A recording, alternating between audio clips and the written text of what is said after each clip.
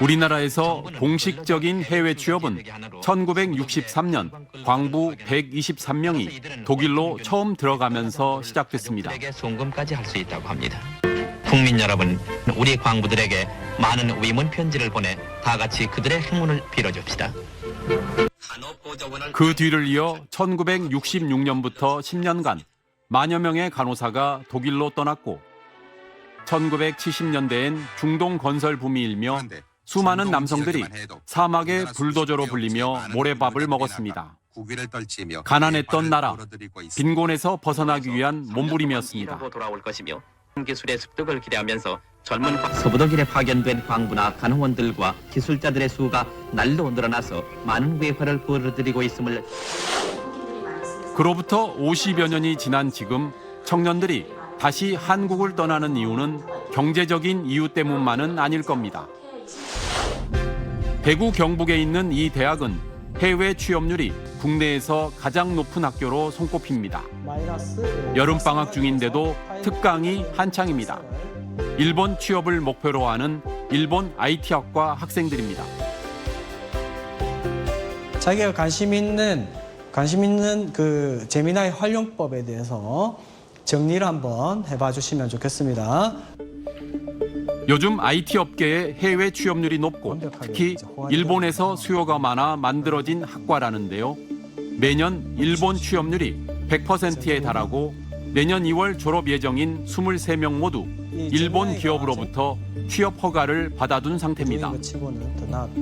회사 된 거는 3곳이 됐는데 그중에서 제가 선택해서 가게 되었습니다. 인원은 약 300명 정도. 거기서 뭘 담당하십니까? 그래서 사내 시스템 개발 부서에 배정받을 것 같습니다. 전공적인 측면에서도 이제 굉장히 현장에 바로 적응력을 갖추는 현장 적응형 인재가 되는 거가 있고요. 일본어도 굉장히 많은 훈련을 통해서 일본 기업에서 바로 채용되어서 근무할 수 있는 정도의 실력을 갖출 수 있는 인재가 됩니다. 그동안 전공 수업 외에도 매일 2시간씩 일본어 수업을 받아왔습니다. 上司の気持ちとこの状況の問題点というものを皆さんに考えてほしいんです。 직장 내에서 일어날 수 있는 갈등 상황을 가정해 직접 토론도 합니다. まずマハさんは今上司の行動が理解できなくてストレスが溜まっています。 전공의 언어 공부까지 2배로 노력하며 일본에 취업하려는 이유는 뭘까요? 좋은 점, 제일 큰 건 워라밸이지 않을까 싶습니다. 제가 처음부터 이제 일본 기업이 한국 기업에 비해서 연봉이 조금 낮다는 거는 알고 있었기 때문에 국내 기업이 조금 더 연봉이 높다고 해도 지금 취업난이 심한 게 가장 큰 원인인 것 같습니다. 지방에 있는 학생들이 우리나라에서 가질 수 있는 기회라고 생각해 보면 그게 굉장히 이제 저평가가 되는 상황이기 때문에 일본에 가면 그만큼 자기가 가지고 있는 기술만큼에 해당하는 이제 분야에 취업도 하고 경험을 쌓을 수 있다. 굉장히 매력적이라고 생각합니다. 작년에 일본에 취업한 황현욱 씨에게 좀 더 얘기를 들어봤습니다. 지금 제가 재직 중인 회사 제이컴은 이제 일본 케이블 TV 사업에서 1위 부문을 차지하고 있는 대기업이고요. 현욱 씨는 20대 초반에 힙합을 하다가 남들보다 늦게 공부를 시작해 취업 전선에 뛰어들었다고 합니다. 똑같이 신조를 채용할 때 예를 들어서 한국은 이미 다 갖춘 사람을 채용한다라고 보는 경우가 많다고 하면 일본은 이 사람이 아직 능력은 많이 없지만 관심도가 있고 포텐셜이 좋다. 그리고 회사의 방향성과 맞다라고 생각하면 채용을 해서 우리가 이 인재를 키워내겠다. 일본 IT 기업은 한국에 비해 연봉이 다소 적거나 비슷하지만 취업 기회가 열려 있고 발전 가능성과 근무 여건이 좋다는 겁니다. 이제 거기서 이제 일을 하기 시작하게 되면 배울 수 있는 게 많으니까 그 뒤에 일을 해서 스텝업하면 되겠다라는 생각으로 저는 IT 기업에 사실 들어오면 무슨 일이 있을 때는 무조건 주말이라든지 공휴일이라든지 연락이 한 번씩은 올 줄 알았어요. 그 시간이 끝나면 절대 연락이 안 와요. 지금 1년 제가 한 반 정도 됐는데 그 사이에 한 번도 없었습니다. 그렇다고 해외 취업에 모두 만족하는 건 아닙니다. 언어와 그리움은 늘 따라붙는 어려움입니다. 현욱 씨가 아는 일본에 취업한 한국인의 40~50%는 귀국을 염두에 두고 있다고 합니다. 급여가 좀 작다라든지 아니면 뭔가 한국이랑 좀 다른 부분에서 뭐 스피드감이라든지 아니면 음식이라든지 의식주라든지 이런 부분에서 안 맞다고 생각하면 언제든지 한국에 돌아갈 기회가 있다면 가고 싶다라고 생각하는 사람도 있는 것 같아요. 이주승 씨도 그중 한 사람입니다. 8년간 일본 IT 회사에서 일하다가 타지 생활에서 오는 외로움과 고립감 때문에 고민 끝에 몇 년 전 한국으로 되돌아왔습니다. 코로나 때 저희 첫 아이가 태어났고 비행기는 다 끊겨 있고 이제 언제 뭐 한국에 돌아가서 가족들을 볼 수 있을지도 기약도. 그 당시에 저랑 아내가 이게 약간 굉장히 고립되었다는 느낌을 많이 받았었거든요. 힘들기도 했었고. 그래서 이게 우리가 생각하는 생활이 이게 맞는가. 그래도 일본에서 중소기업을 시작으로 2번의 이직을 거쳐 누구나 알만한 큰 회사에서 일한 덕분에 우리나라 대기업에 재취업하는 데 성공했습니다. 저는 일본에서 사람들이 많이 쓰는 서비스를 개발했었어요.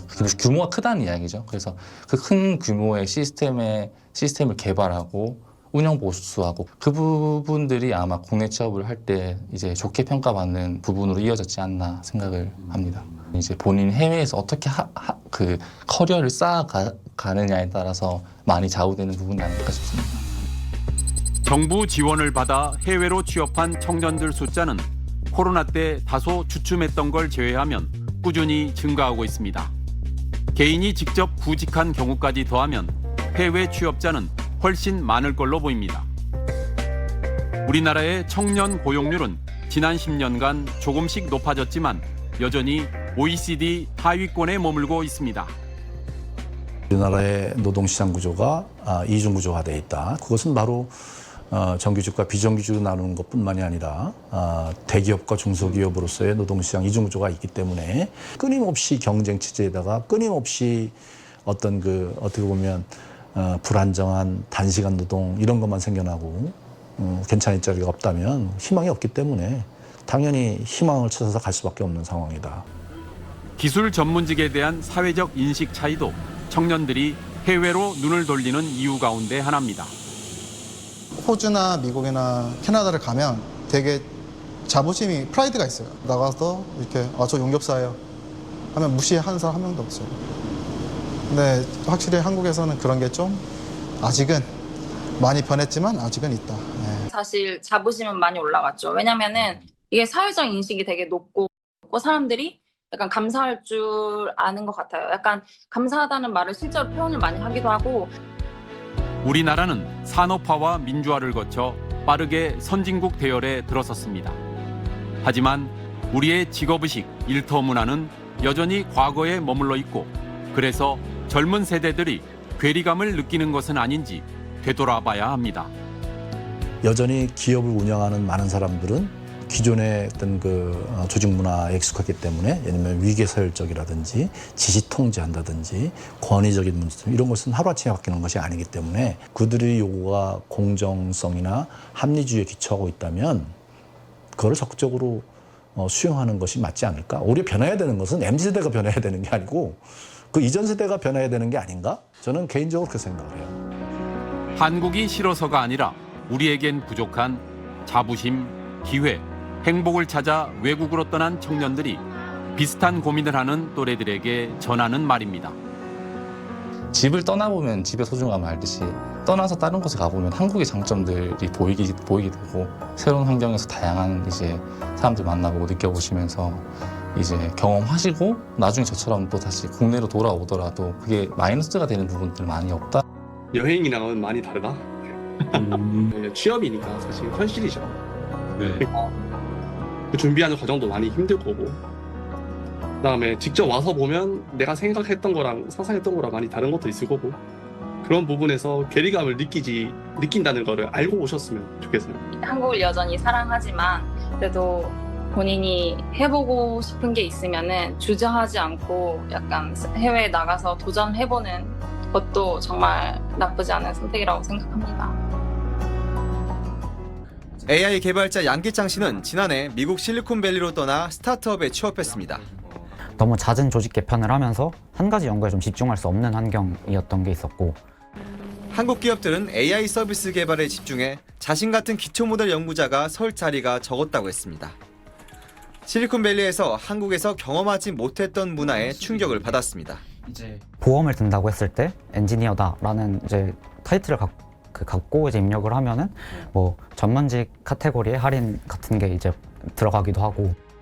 양 씨가 미국에서 창업까지 결심한 건 한국과 다른 투자 문화도 큰 영향을 미쳤습니다. 돈을 어떻게 벌 거냐에 대한 퀘스천 마크가 정말 강하게 붙는 반면, 미국은 일단은 기술력이 있냐 없냐 먼저 보기도 하고, 그리고 그 투자를 심사하는 사람들조차도 엔지니어 출신인 경우들이 많거든요. 미국 스탠퍼드 대학 인간중심 AI 연구소가 매년 펴내는 보고서에 따르면 한국은 인구 10만 명당 AI 특허 수나 인재 집중도는 양호하지만 인도, 이스라엘과 함께 AI 인재 유출이 심한 나라입니다. 이 보고서의 연구 책임자는 인재 유출입의 추세를 살피는 게 중요하다고 지적했습니다. Next year the trend maintains itself, then that might be a moment where you might perhaps pause for concern and try to think if there's some more serious policy action that's required to balance the flow, so to speak. AI 인재 규모가 눈에 띄는 상승 곡선을 그리고 있는 캐나다의 비결을 물었습니다.